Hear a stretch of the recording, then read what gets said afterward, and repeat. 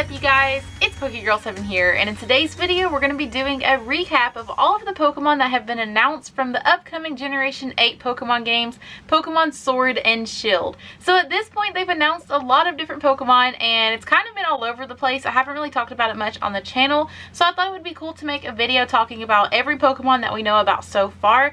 They have announced a lot. So Pokemon Sword and Shield are coming out in about 3 months, so I thought right now would be a good time to start covering these games a little bit more heavily. I've made a couple videos in the past about this game. From this point moving forward, I really want to cover the game more heavily. I want to start making videos about the game maybe once a week up until the release of the game, and then I'm going to be playing the game on the channel, which I am so excited about. So I know a lot of my subscribers are here for Pokemon Go content, and don't worry, that Pokemon Go stuff is not going anywhere. I still love Pokemon Go, but I'm a really hardcore main series Pokemon fan, and I feel like this game is a great opportunity to start doing it on my YouTube channel. So I do want to start covering main series. Hopefully that doesn't bother you guys too much, and if you're coming to my channel for main series content, welcome. Make sure you subscribe and hit the like button. Let me know I'm doing the right thing, because I really want to keep on doing this. I want to cover Pokemon Sword and Shield so much, so I guess let me know in the comments down below if this is something you're looking forward to. But anyways, without further ado, let's talk about all of the different Pokemon that have been announced for the Generation 8 Galar region. So first off, we have Grookey, who is the grass type starter Pokemon of the Galar region. Grookey is based on a spider monkey and is known as the champ Pokemon. The evolutions for Grookey are currently unknown. Next up is Scorbunny, who is the fire type starter Pokemon, who is based on a rabbit and known as the rabbit Pokemon. And just like with Grookey, we don't know the evolutions for Scorbunny just yet. And then we have Sobble, who is my starter of choice. Sobble is a water type starter Pokemon based on a chameleon and known as the water lizard Pokemon. And in the trailers for Pokemon Sword and Shield, it appears that Sobble has a certain ability to blend in with its surroundings, much like a chameleon in real life.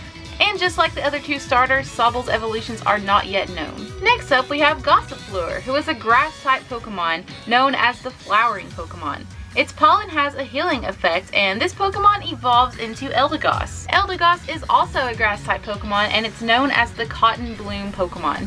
The seeds on its head are said to be highly nutritious for Pokemon and people. And next up is a new fan favorite, Wooloo. So Wooloo is a normal type Pokemon known as the sheep Pokemon. Wooloo dislikes conflicts, and if it needs to escape from its enemies, it will simply roll away, which I think is absolutely hilarious. I really hope it does that in these games. That would be absolutely so funny to see, and I think this is going to be a really funny Pokemon in the new anime whenever that's released. Next up, we have my personal favorite out of all the Pokemon that have been announced for the Galar region. We have Corviknight. Corviknight is a flying and steel type Pokemon known as the Raven Pokemon. It is said to be the strongest Pokemon living in the skies of the Galar region. In Pokemon Sword and Shield, Corviknight can be used to transport the player between towns. So this is basically going to be like your fly Pokemon of the region. I'm assuming we're doing away with HMs once again in this game, and the way to fly from town to town is using a Corviknight. And next up we have Gigantamax Corviknight. So this is a special Dynamax version of Corviknight. So if you don't know what Dynamax Pokemon are just yet, we're going to talk about that in a different video,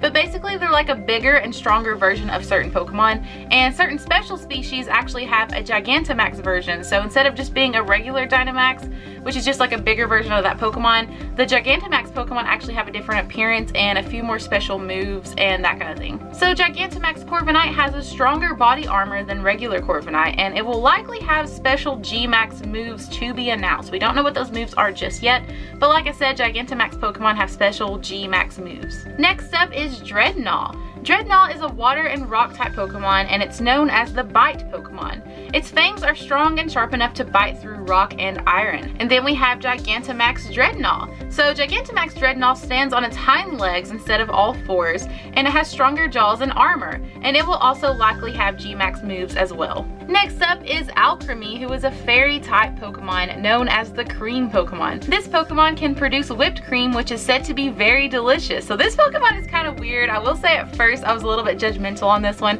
I think it's kind of a silly concept, and I think a lot of people are going to hate on this Pokemon, but overall it's pretty cute, and it has a Gigantamax form as well. So Gigantamax Alcremie becomes a giant birthday cake, and its cream starts to harden, and this Gigantamax Alcremie will likely have G-Max moves as well. Next up we have another new fan favorite, Yamper. So Yamper is an electric type Pokemon known as the puppy Pokemon, and it's based on a corgi in real life. Yamper generates electricity by running. It's often seen running around because it can't store the electricity it generates. So basically Yamper is just constantly running around to make sure it keeps the electricity, which is kind of cute but kind of sad at the same time. Next up is Roly-Poly, who is a rock type Pokemon known as the coal Pokemon.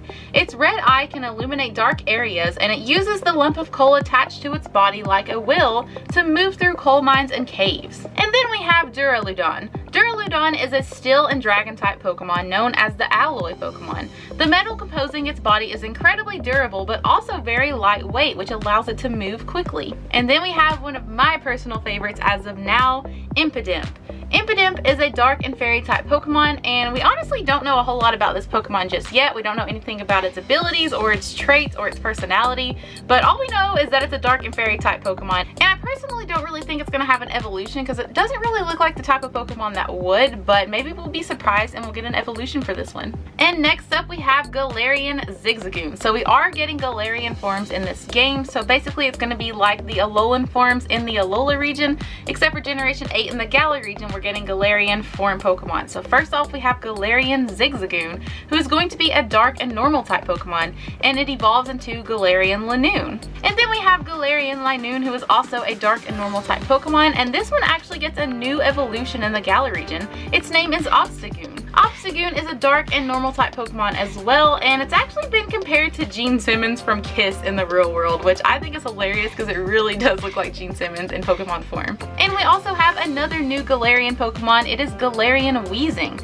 So Galarian Weezing is a poison and fairy type Pokemon, and it looks much different from the Kanto Weezing. And then we have Morpeko. Morpeko is an electric and dark type Pokemon known as the two-sided Pokemon. It constantly generates electricity with the sacs in its cheeks. This consumes energy, causing Morpeko to be constantly hungry. This causes Morpeko to have two forms. When Morpeko isn't hungry, it is in full belly mode. In full belly mode, it is yellow, brown, and black. When Morpeko is hungry, it turns to hangry mode. In hangry mode, it is black, purple, and red. And also in hangry mode, Morpeko's signature move, Aura Will, changes from an electric move to a dark type move. So this Pokemon is very interesting. We've never really seen anything quite like this before. I think it's a little bit silly that it has a hangry mode, but I honestly think it's really cute. And last but not least, we have Zacian and Zamazenta, the two box art legendary Pokemon of the games. So Zacian is a wolf-like Pokemon, and we don't know what type it is just yet, but this is going to be the Pokemon that represents Pokemon Sword. Zamazenta is going to be representing Pokemon Shield, and we don't know the type of this Pokemon yet either. It is also a wolf-like Pokemon. I kind of think that both Zacian and Zamazenta are going to be steel type Pokemon, and I think they're going to have two different secondary typings. So I think Zacian is going to possibly be an ice type Pokemon, and I think Zamazenta is going to be a fire type Pokemon. My reasoning behind this is that in the Pokemon trailer, when these Pokemon were announced, Zacian had sort of a blue glow around it, and Zamazenta had sort of an orangish red glow around it. So that would kind of lead me to think that they are fire and ice. And the steel typing is, of course, because they have a sword and a shield, so that one kind of makes sense. So that's just my theories on their typing so far. But right now, we really don't know anything else about these Pokemon. Okay, guys, so those are all of the Pokemon that we know of from the Galar region so far, and I'm so excited to learn about more, especially the evolutions of some of these Pokemon, like the 3 starter Pokemon. I actually made a video quite a while back about all of the evolution predictions I had for the starter Pokemon, so if you want to watch that, I'll put it up right here. Definitely go check it out, guys. That was a really long time ago now. I'm surprised we don't know what the evolutions are just yet, but I feel like we will find out pretty soon, probably before the games are released. I don't know how much more we're actually going to find out about this game before November, but this game does come out on November 15th, 2019, so we're like exactly 3 months away at the time of filming this video. So we actually don't have that long to wait. I feel like time is going to fly by, and these games are going to be here before we know it, and I am so excited. So I guess let me know in the comments down below if you plan on playing this game, if you're excited about this Pokemon Sword and Shield content, because I know I am. But I guess I'm going to go ahead and close off this video right here. So thank you guys so much for watching. If you enjoyed it, make sure you smash that like button.